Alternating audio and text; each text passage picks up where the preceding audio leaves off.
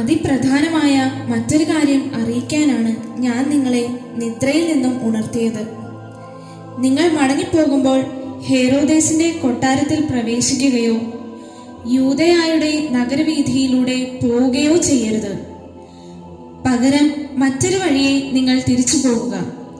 എന്തെന്നാൽ ഹേറോദേസ് ഈ ശിശുവിനെ വധിക്കാൻ കൽപ്പന പുറപ്പെടുവിച്ചിരിക്കുന്നു. ആയതിനാൽ നിങ്ങൾ ഇപ്പോൾ തന്നെ മറ്റൊരു വഴിയെ യാത്ര തുടങ്ങുക. എങ്കിൽ നമുക്കിപ്പോൾ തന്നെ പുറപ്പെടാം. വരൂ, നമുക്ക് പോകാം.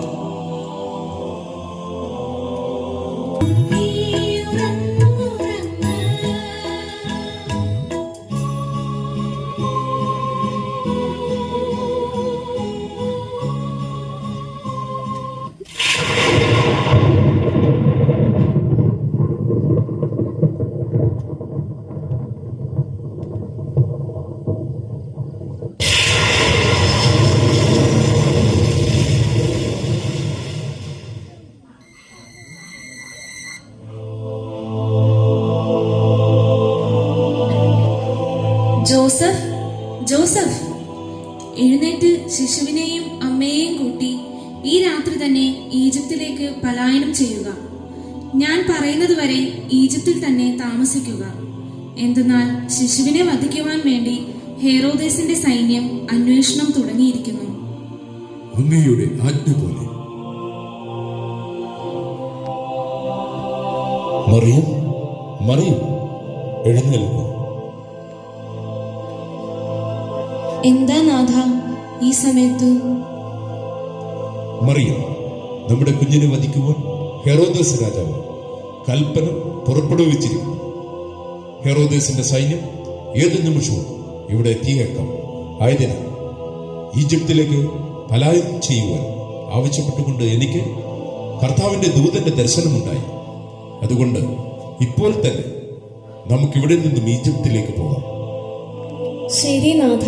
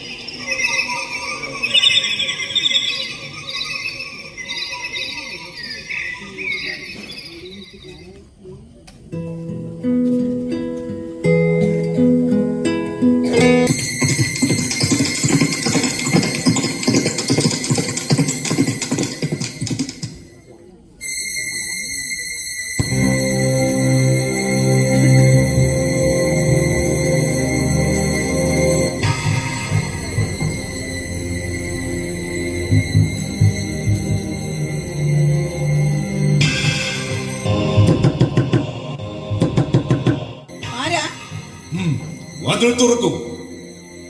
എന്ത് വേണം? രാജകൽപ്പന നടപ്പാക്കണമെന്ന് ഹെറോദേസിന്റെ സർവ്വ സൈന്യാധിപനും സൈന്യവുമാണ് വന്നിരിക്കുന്നത്. വേഗം വാതിൽ തുറക്കും. വേഗം. ഇല്ല, ഞാൻ തുറക്കില്ല. എന്റെ കുഞ്ഞിനെ കൊല്ലാൻ ഞാൻ അനുവദിക്കില്ല. എന്ത്? ഇത്രയ്ക്ക് ധിക്കാരമോ? രാജകൽപ്പന ധിക്കരിച്ചാൽ എന്തായിരിക്കും ഫലമെന്ന് നിനക്കറിയില്ലേ? വാതിൽ തുറക്കൂ. തുറക്കാനാണ് പറഞ്ഞത്. എന്തു തന്നെ ആയാലും ഞാൻ വാതിൽ തുറക്കില്ല. എന്റെ കുഞ്ഞിനെ ഞാൻ വിട്ടുതരില്ല. വേണമെങ്കിൽ എന്നെ കൊന്നോളൂ, എന്നാലും എന്റെ കുഞ്ഞിനെ ഞാൻ വിട്ടുതരില്ല. പടയാളികളെ, വാതിൽ ചവിട്ടിപ്പൊളിക്കൂ. വേഗം.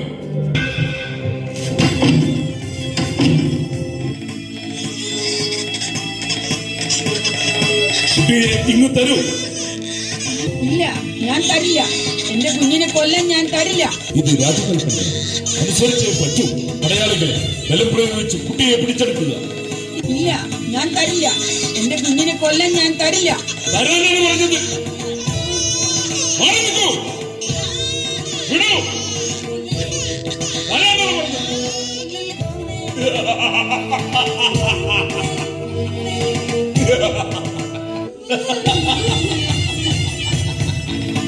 ഈ ദുഷ്ടന്മാർ എന്റെ കുഞ്ഞിനെ കൊന്നു.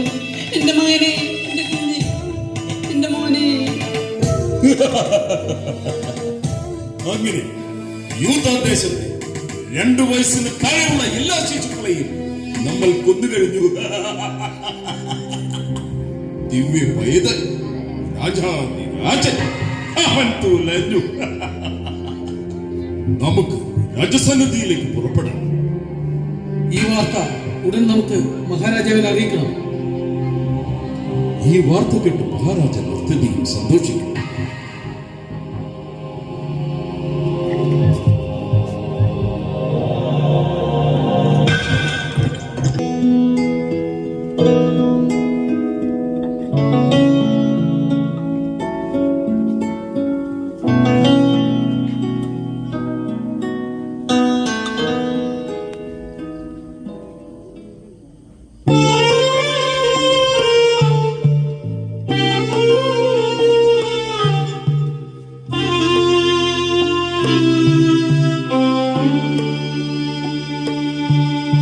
നാഥ, എനിക്ക് അല്പമൊന്ന് വിശ്രമിക്കണം. ആ പാറയിലേക്ക് ഇരുന്നോളൂ.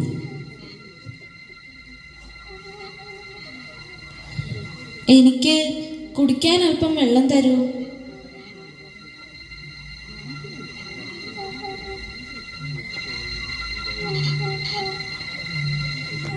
മറിയം, ഇനി നമുക്ക് ഭയപ്പെടാൻ ഒന്നുമില്ല. നമ്മളിപ്പോൾ യൂദ വിട്ട് ഈജിപ്തിന്റെ അതിർത്തി ഗ്രാമത്തിൽ എത്തിയിരിക്കുന്നു. മറിയം, ഈ രാത്രി മുഴുവൻ ഘോരവനത്തിലൂടെ സഞ്ചരിച്ചപ്പോൾ വന്യമൃഗങ്ങളുടെ ഗർജനം കേട്ടപ്പോൾ നിനക്ക് ഭയം തോന്നിയിരുന്നോ? ഇല്ല നാഥ, എനിക്ക് അല്പം പോലും ഭയം തോന്നിയില്ല. കാരണം സർവശക്തനായവൻ കൂടെയുണ്ട് എന്നുള്ള ബോധ്യമായിരുന്നു എനിക്ക്. അങ്ങേക്കോ? എനിക്കും ഭയമില്ലായിരുന്നു. എനിക്കും അതേ വിശ്വാസം തന്നെയായിരുന്നു. ഏതോ പ്രതിസന്ധികളെയും നേരിടുവാൻ ദൈവം കൂടെയുണ്ടെന്ന ബോധ്യം. മറിയം, ഇനി നമുക്ക് നേരം പുലർന്നിട്ട് യാത്ര തുടർന്നാൽ മതി. അതുവരെ നമുക്കിവിടെ വിശ്രമിക്കാം. അതിനു മുൻപായി നമ്മെ കാത്തുപരിപാലിച്ച ദൈവത്തിന് നന്ദി അർപ്പിച്ച് പ്രാർത്ഥിക്കാം. ശരി നാഥ.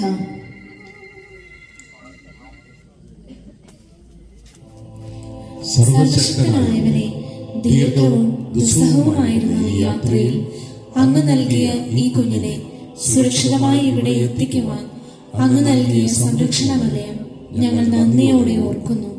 അങ്ങയുടെ കൽപ്പനകൾക്കനുസരിച്ച് ജീവിക്കുന്നവരായി തീരുവാൻ ഞങ്ങളെ അനുഗ്രഹിക്കണമേ.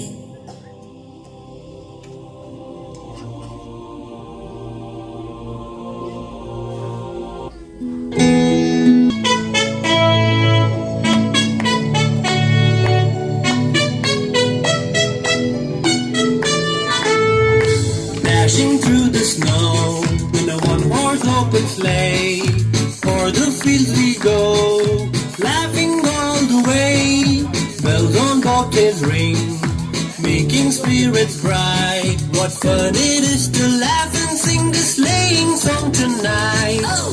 Jingle bells, jingle all the way.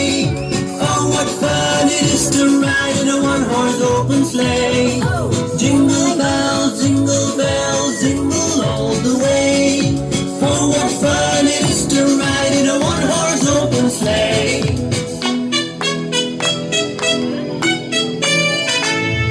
A day or two ago, I thought I'd take a ride, and soon Miss Fanny Bride was seated by my side. The horse was lean and lank, misfortune seemed his lot.